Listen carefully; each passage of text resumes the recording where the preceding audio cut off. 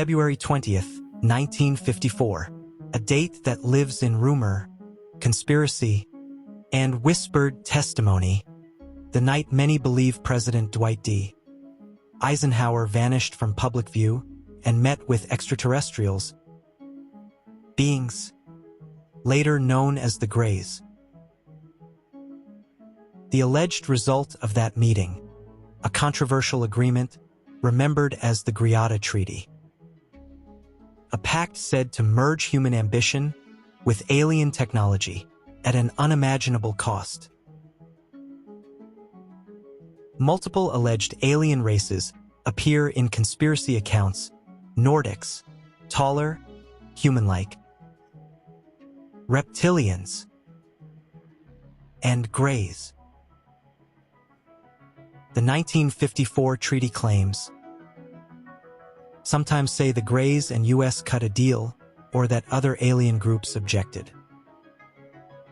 Those narratives are all part of a web of stories with varying origin points and evidence quality. The early 1950s were an age of fear and innovation. Nuclear testing, Cold War tension, and rapid technological expansion shaped the era. UFO sightings spiked globally, creating pressure within the U.S. military to understand what was happening above American airspace.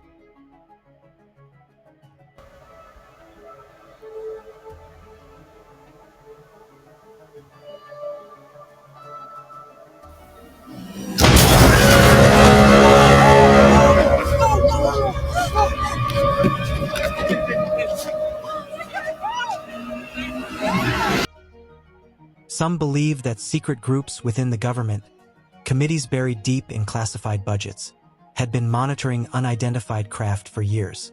By 1954, according to the legend, an invitation was made and accepted.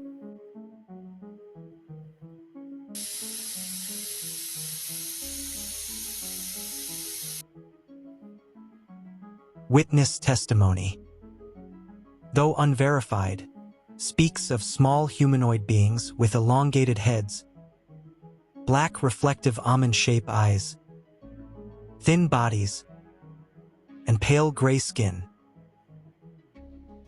They reportedly communicated through a combination of telepathy and synthesized vocal tones. Their craft, metallic, polished, silent, capable of instant acceleration. Their message: Earth was being watched. Humanity was on the edge of destroying itself with atomic fire. But they offered something else, something extraordinary.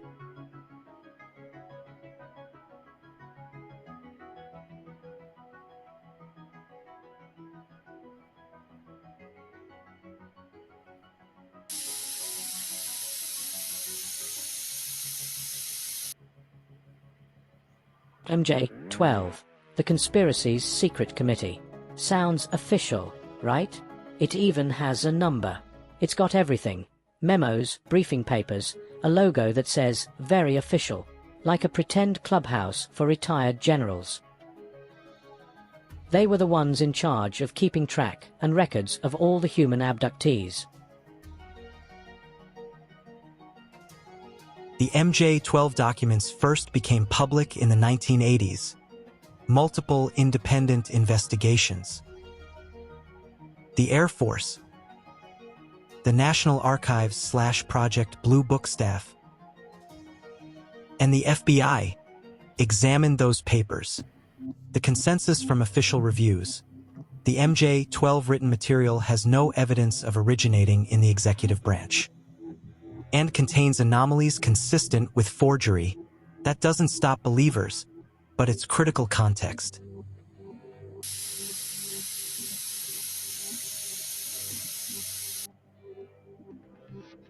According to the story, a meeting took place under maximum secrecy.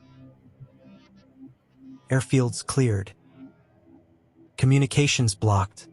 Only select officials present. The Greys proposed an arrangement. A technological exchange meant to advance human capabilities decades ahead of schedule. Materials, propulsion insights, biological knowledge. In return, the Greys requested limited access to human populations. Not for conquest, they claimed, but for biological study.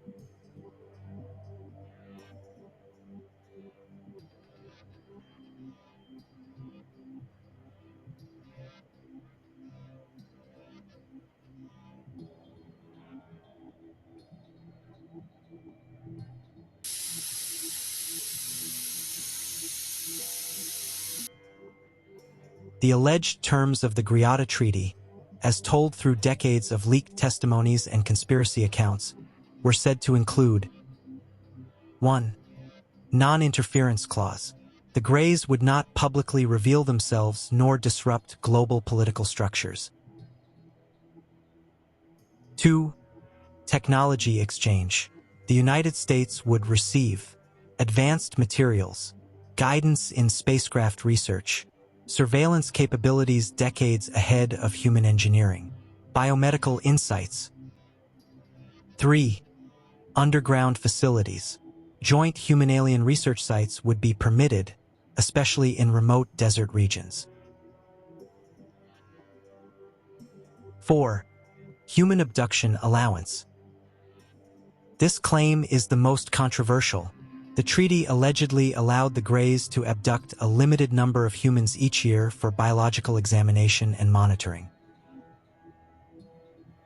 The conditions said, abductees must not be permanently harmed. Their memories would be erased. They must be returned to the location of their capture. The U.S. government would receive reports and data samples. 5. Monitoring of alien activities. In exchange, the U.S. could inspect certain alien operations to ensure compliance. Though skeptics say humans were never truly in control, it was, according to lore, a deal of technology for access to humanity.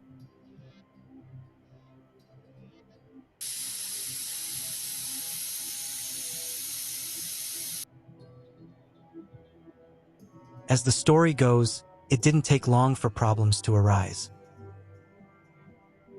Reports surfaced within secret programs that the Greys were abducting more individuals than permitted. Some abductees returned with burns, missing time, traumatized or unexplained implant.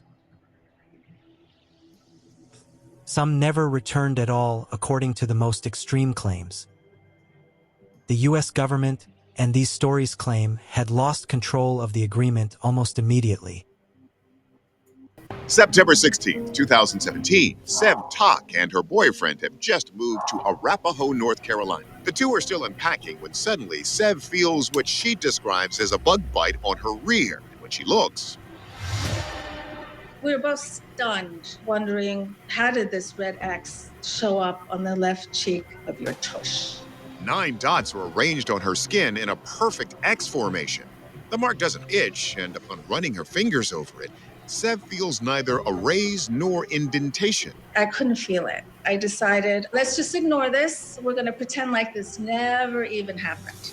9 days after discovering those first marks, Seb says she was startled awake by a rush of disturbing memory fragments. Believing them to be from the night before, she recalled an unearthly encounter. I was lying on this bed that resembled a hospital bed. And I turned my head around, and standing right behind me, right here, just inches from me, was a Grey. By Grey, Seb is referring to the infamous Grey aliens, intergalactic antagonist in many alien abduction accounts. We locked eyes, and ding, I'm back in my bedroom. Fearing that these visions weren't just a dream, Seb checks the mirror and discovers a second X mark has appeared on her backside, directly across from the original. The marks lasted around 3 weeks before fading from her skin. I was so afraid and so confused. There was no logical explanation for this. Seb's story may sound incredible, But Mindy Tautfest of the Mutual UFO Network, or MUFON, says it's more common than you might think. Following an abduction encounter, people can walk away with all kinds of strange markings, including bruising, scratches, all the way up to implants. For instance, in October 1973, two fishermen were allegedly abducted by a hovering craft, subjected to physical examination, and returned with small punctures in their skin. It's because of these punctures, not unlike Seb's marks in size and shape, that their abduction story has been called one of the most credible in history.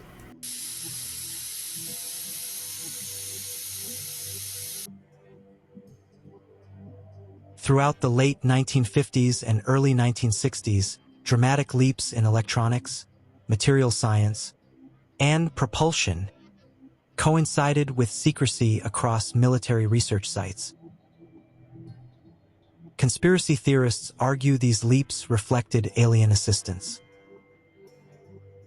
Fiber optics, integrated circuits, stealth concepts, and exotic alloys are often cited as examples, though mainstream history attributes them to human research alone.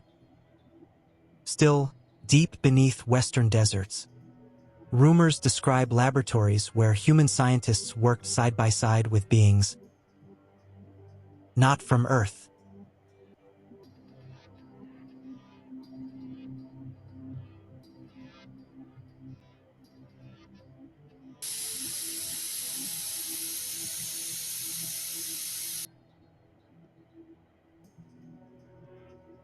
Over the decades, countless supposed photographs, military videos, and audio recordings have surfaced. Most proven fake, some still debated. So the secret space program is working with Greys and has been since the days of Eisenhower, who unfortunately made some deals with the Greys. Among those deals was a limit, supposedly, on the number of humans they could abduct and eat, kill, do whatever genetic engineering. The reason they're being abducted and the blood drain is because these beings live on blood and organs, not only of cattle, but also of humans. Created 1954 treaty where Eisenhower signed a pact with the known alien species of the time. There were 3 at the time, and said that we're going to deal in high technology, but you can take a few head of cattle and a few human beings and you can experiment on them. Our technological development. They would not make any treaty with any other Earth nation. They could abduct humans on a limited and periodic basis for the purpose of medical examination and monitoring of our development, with the stipulation that the humans would not be harmed, would be returned to their point of abduction, that the humans would have no memory of the event, and that the alien nation would furnish MJ-12 with a list of all human contacts and abductees on a regularly scheduled basis. And this is not being done. Alleged tapes describe officials discussing non-human biological entities. David Grush claims he was denied access to information on a government UFO crash retrieval program, something the Pentagon disputes. Biologics came with some of these recoveries. Were they, I guess, human or non-human biologics? Non-human, and that was the assessment of people with direct knowledge on the program I talked to. Congress members from both sides of the aisle are demanding more transparency from the U.S. Department of Defense. Other images show blurred silhouettes, metallic craft, or surgical-looking environments. None have met the standard of undeniable proof, yet the volume of material keeps the legend alive. The full-scale tunnel testing of the Avro car at NASA Ames Research Center, a continuation test program was begun. The objective of this program was to prove the effectiveness of the new control system from hovering through transition in the presence of the ground up to free flight conditions. The program consisted in the main of further wind tunnel tests at Ames Research Center to prove the effects of these modifications, with a short flight test program at Avro to establish that the hovering capability had not deteriorated. A brief terrain test program was later added.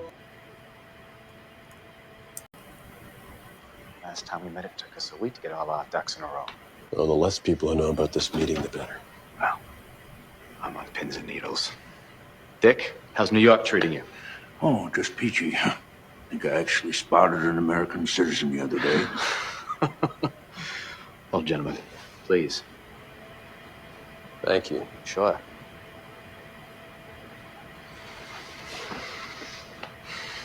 Okay. So what's the mystery? Someone in my cabinet a Russian spy? I wish you were only that.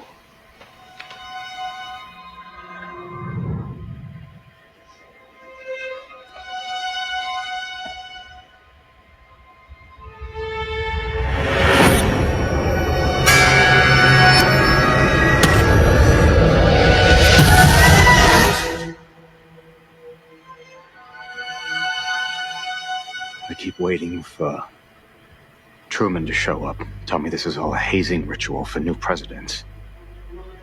I understand how you must feel. It's a hard pill to swallow. Can we call someone? You don't look very well, Jack. Because I'm not well. I can't understand how a sitting president, once the supreme Allied commander in Europe, could make such a treaty, allowing Americans to be abducted, experimented. Are you implying that President Eisenhower Dick. somehow...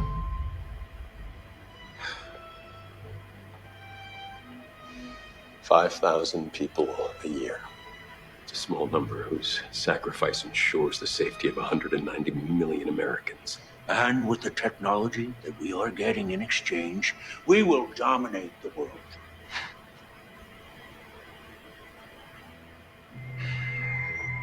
And that's what this is about. Our dominance. Of course, Jack. What else is there? The director of the CIA. In 1954, Dwight Eisenhower signed what's known as the Greada Treaty with the alien gray race. In exchange for shared alien technologies, the Greys were allowed to abduct a number of humans annually for medical examination. The Greys also demanded anonymity from the public. A short time later, human technology took a giant leap forward with circuit chips, fiber optics, and lasers. The Greada Treaty is still active today, but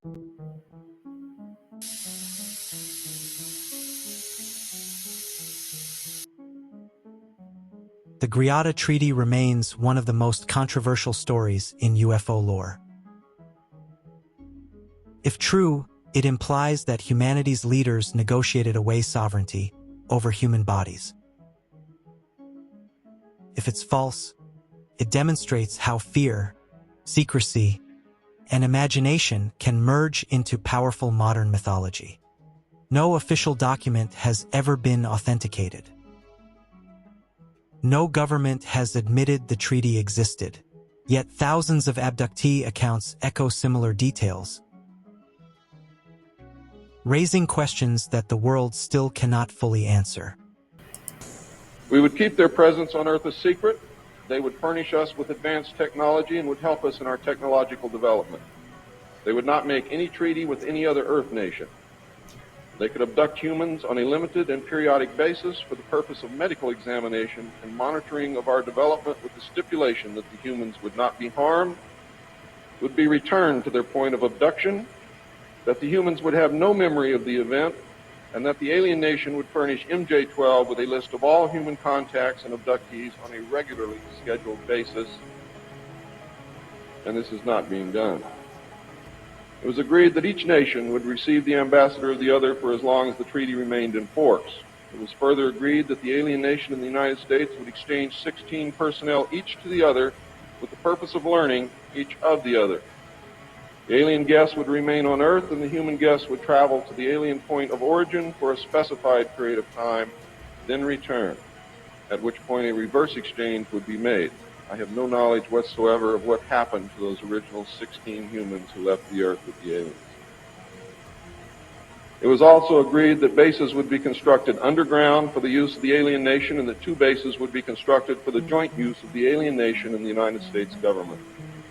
The base at Dulce is one, the base at S4 in the area known as Area 51 or Dreamland is the second. Exchange of technology would take place in the jointly occupied bases. These alien bases would be constructed under Indian reservations in the 4 corners of Utah, Colorado, New Mexico, and Arizona, and one would be constructed in Nevada in the area known as S4, located approximately 7 miles south of the western border of Area 51, otherwise known as Dreamland. All alien areas are under complete control of the Naval Department, and all personnel who work in these complexes receive their checks from the Navy. Construction of the bases began immediately, but progress was slow until large amounts of money were made available in 1957, and in the meantime, work continued on the Yellow Book with the information derived from the guests.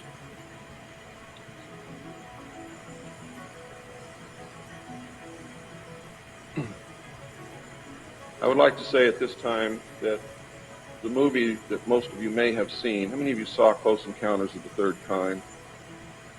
That movie was absolutely true. Those events did take place. Not exactly as you saw them, not in the place where you saw them take place.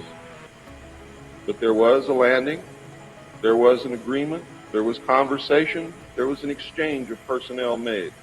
I would like to say now also that J. Allen Hynek was the technical director on that movie, and he was also the co-author of Grudge 13, which I read between the years 1970 and 1973, along with another man named Lieutenant Colonel Friend.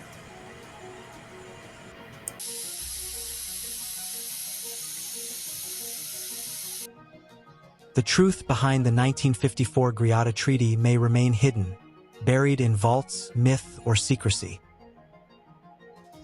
But one thing endures, the belief that humanity once made a decision in the dark. A choice that may still shape our skies, our technology, and our future. Well, friends, that's all for now. If you enjoyed this episode or learned anything new, then why not hit the like, share, and subscribe to help us reach more amazing and wonderful people like yourself. See you next time on Project Wake.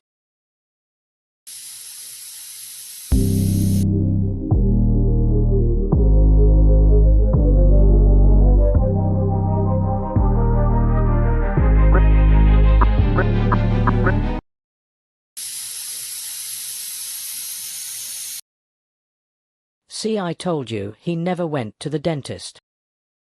Okay. I believe you.